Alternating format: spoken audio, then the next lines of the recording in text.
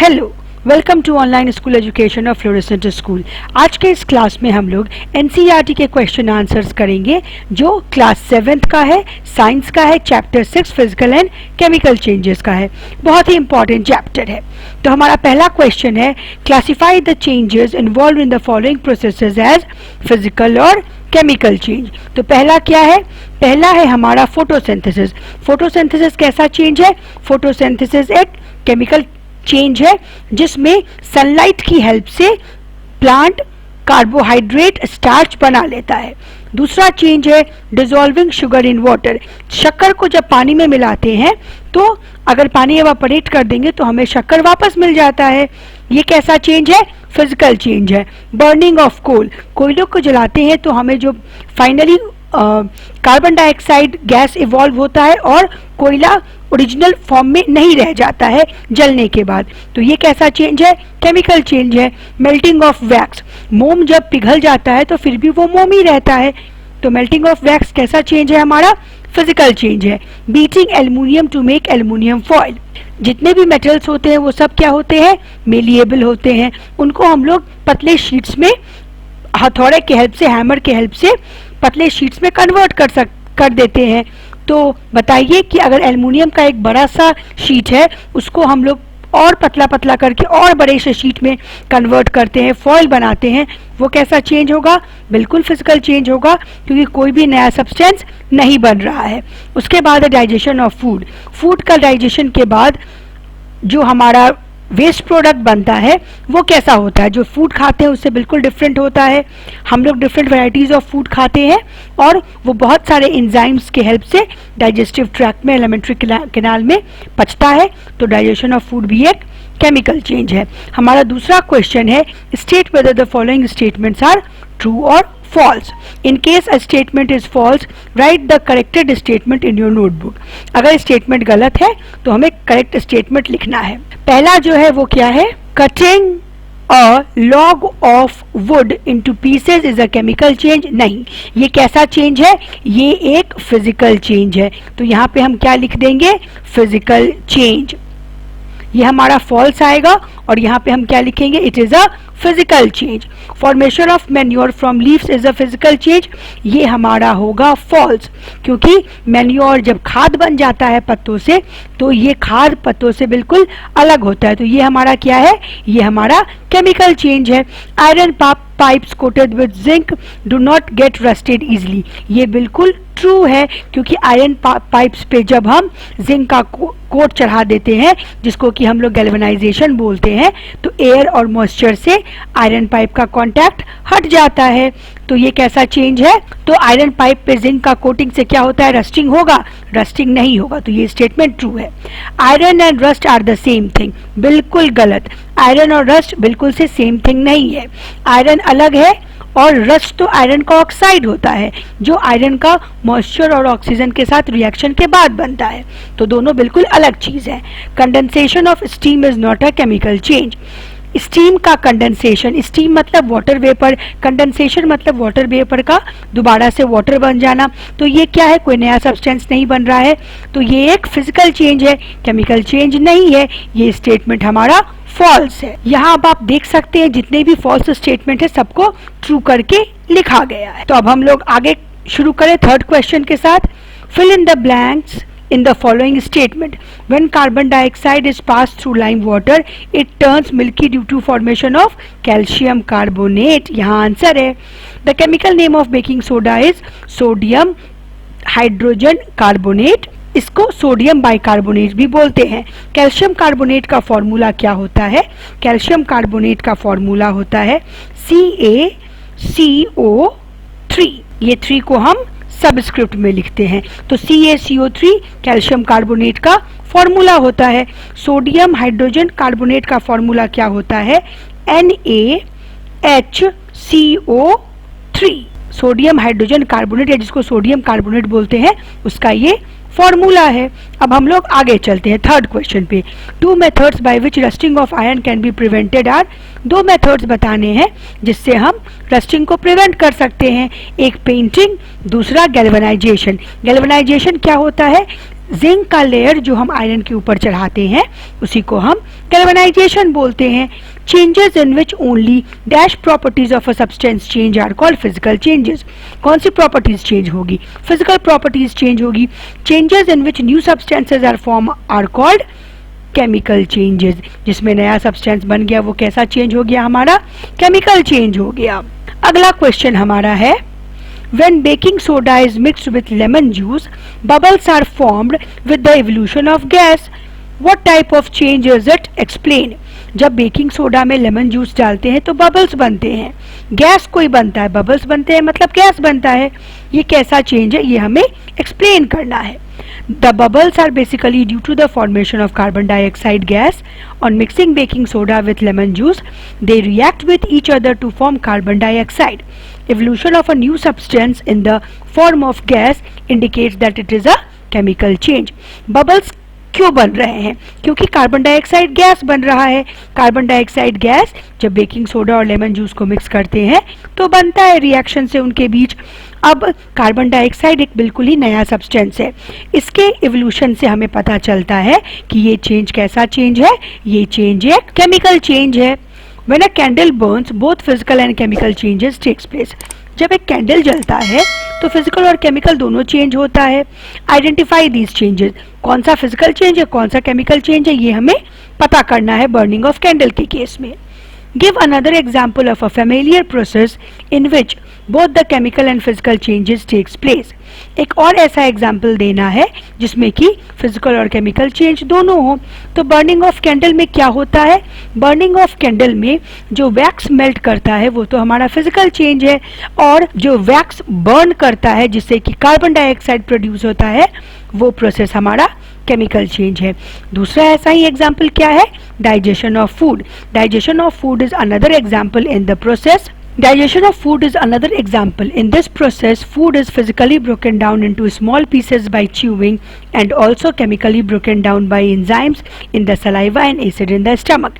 Digestion of food भी कैसा process है?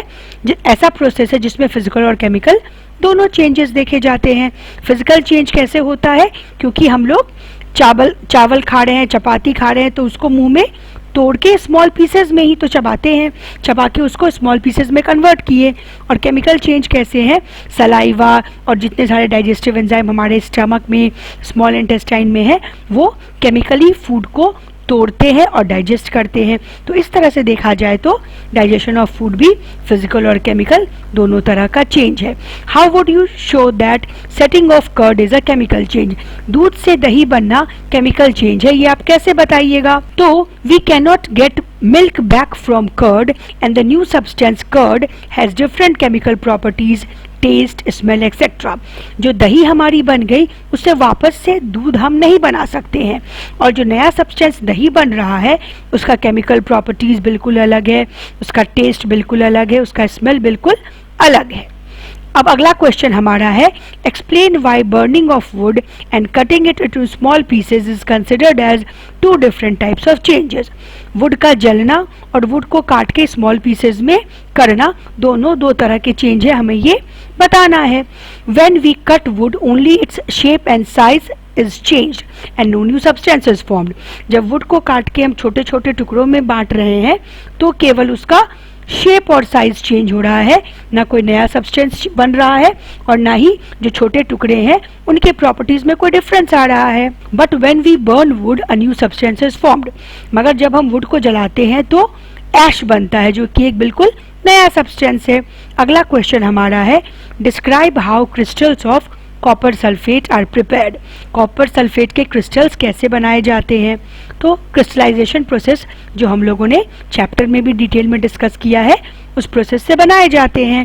Crystallisation is the process by which we can obtain crystals of copper sulphate. Crystallisation process से हम लोग copper sulphate के क्रिस्टल्स बनाते हैं। In this process a few drops of dilute sulphuric acid is added to water. एक दो drop dilute sulphuric acid का पानी में डालते हैं। The water is then boiled and as it starts boiling copper sulphate powder is added and stirred continuously. The water is then boiled and the water को उसके बाद बॉईल करते हैं और जब वाटर उबलने लगता है तो उसमें कॉपर सल्फेट के पाउडर डालते हैं और उसको किसी रॉड के हेल्प से मिलाते हैं। The powder must be added until the solution become saturated. Powder को तब तक घुलाते हैं जब तक सॉल्यूशन हमारा सैचुरेटेड नहीं बन जाए। इसका मतलब क्या कि उसमें और कॉपर सल्फेट सॉल्यूट ना घुले। Afterwards it is filtered into a china dish and allowed to cool. इसके बाद उसको चाइना डिश में निकालते हैं और उसको ठंडे होने के लिए छोड़ देते हैं। After some time crystals of copper sulphate separate out.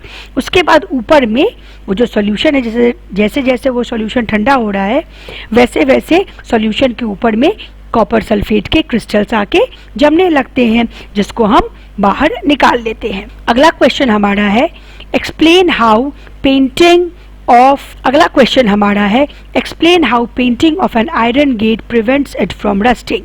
Iron के गेट पे, आयरन से बने हुए गेट पे अगर हम पेंटिंग कर देते हैं, पेंट कर देते हैं उसे, तो वो रस्टिंग से बच जाता है। Rusting of iron happens when it comes in contact with air and moisture. By painting the iron gate, we basically prevent the contact of moisture and air from iron and thus preventing rusting. Iron में rust लगती है क्योंकि iron air और moisture के contact में आता है, लेकिन जब आयरन के ऊपर पेंट का एक परत चढ़ा देते हैं तो क्या होता है, आयरन का कांटेक्ट मॉइस्चर और एयर के साथ कट जाता है, जिससे कि आयरन पे रस्ट नहीं लगती है। अगला क्वेश्चन हमारा है Explain why rusting of an object is faster in coastal areas than in deserts. समुद्री इलाकों में रस्टिंग बहुत जल्दी होता है अपेक्षाकृत की रेगिस्तानी इलाकों में। ऐसा क्यों होता है? The presence of moisture in the air promotes rusting of iron. The quantity of moisture in coastal areas is quite high as compared to deserts. Hence, rusting of iron objects is faster in coastal areas than in deserts. Coastal areas में, समुद्र के किनारे है तो वहाँ पे moisture, वहाँ के एयर में मॉइस्चर बहुत ज़्यादा रहेगी, इसीलिए आयरन आर्टिकल्स जो है वहाँ पे बहुत जल्दी रस्ट करेंगे। लेकिन डेजर्ट्स में मॉइस्चर तो होता ही नहीं है, तो डेजर्ट के इलाकों की जो हवा होती है उसमें मॉइस्चर कंटेंट बहुत कम होता है, इसीलिए वहाँ पे भी आयरन में रस्टिंग होगी, लेकिन आयरन की रस्टिंग डेजर्ट्स में जो होगी वो बहुत स्लोली होगी। अगला क्वेश्चन हमारा है question number 11। The gas we use in the kitchen is also called liquefied petroleum gas LPG. In the cylinder it exists as a liquid. When it comes out from the cylinder it becomes a gas A, which is denoted by change A, and it burns, that is change B. The following statement pertains to these changes. Choose the correct one. जो हम लोग gas kitchen में use करते हैं वो क्या है, liquefied petroleum gas है, यानी कि लो टेम्परेचर और हाई प्रेशर के अंदर हम लोगों ने गैस को क्या किया है, लिक्विड फॉर्म में कन्वर्ट किया है और उसको सिलेंडर में स्टोर कर लिया है। अब जब सिलेंडर का नॉब हम खोलते हैं, रेगुलेटर खोलते हैं, तो क्या होता है, प्रेशर कम होता है, जिससे कि लिक्विड जो है वो गैस के फॉर्म में कन्वर्ट हो जाता है और एक्सपैंड करता है। इसको कहा गया है चेंज ए। ये कैसा चेंज है, ये प्रेशर कम करने पे लिक्विड का गैस बनना है, ये हमारा एक फिजिकल चेंज है। तो चेंज ए कैसा है, फिजिकल है। और चेंज बी, जब ये जलता है तो एयर के प्रेजेंस में ये जलता है तो क्या प्रोड्यूस करता है, कार्बन डाइऑक्साइड प्रोड्यूस करता है, कम अमाउंट प्रोड्यूस करता है, लेकिन ये बर्न कर रहा है, ये जल रहा है, ये खत्म हो रहा है, तो इसको चेंज बी कहा गया है। चेंज बी हमारा कैसा चेंज है, ये हमारा केमिकल चेंज है। अब नीचे में कुछ स्टेटमेंट्स दिए हुए हैं, हमें बताना है कौन सा सही है। Process A is a chemical change, नहीं, प्रोसेस ए तो फिजिकल बताया मैंने। Process B is a chemical change, बिल्कुल सही, प्रोसेस बी केमिकल है। Both process A and B are chemical changes, नहीं। None of these processes is a chemical change, नहीं। तो कौन सा ऑप्शन सही है मेरे एक्सप्लेनेशन के हिसाब से, ऑप्शन सेकंड सही है, process B is a chemical change. अगला क्वेश्चन हमारा है anaerobic bacteria digest animal waste and produces biogas change. Anaerobic bacteria ऐसे बैक्टीरिया जो ऑक्सीजन के एब्सेंस में भी जिंदा रह सकते हैं, ऑक्सीजन के एब्सेंस में सांस लेते हैं, उन्हें कहते हैं एनारोबिक बैक्टीरिया। और ऐसे बैक्टीरिया जो ऑक्सीजन के प्रेजेंस में सांस लेते हैं उन्हें कहते हैं एरोबिक बैक्टीरिया। तो बायोगैस प्लांट जो होते हैं उसमें कैसे बैक्टीरिया यूज होते हैं, उसमें एनारोबिक बैक्टीरिया यूज होते हैं जो एनिमल वेस्ट को, काऊ डंग को किस में कन्वर्ट कर देते हैं, बायोगैस में कन्वर्ट कर देते हैं, जो मीथेन में बहुत रिच होता है। तो चेंज ए हमारा कैसा चेंज है? केमिकल चेंज है। The biogas is then burned as fuel. हमने एलपीजी में भी अभी तुरंत देखा कि एलपीजी को जब बर्न कर रहे हैं फ्यूल के फॉर्म में तो वो चेंज कैसा है? हमारा केमिकल चेंज है। यानी यहाँ पे चेंज ए और चेंज बी दोनों कैसा चेंज है? केमिकल चेंज है। तो हमारा ऑप्शन 3 करेक्ट है। Both processes are chemical changes. आज हम लोगों ने एनसीईआरटी के क्वेश्चन आंसर्स किए फुल हिंदी एक्सप्लेनेशन के साथ। अगर आपको ये वीडियो अच्छा लगा हो तो वीडियो को लाइक और शेयर जरूर से करें और चैनल को सब्सक्राइब कर लें। Bye students.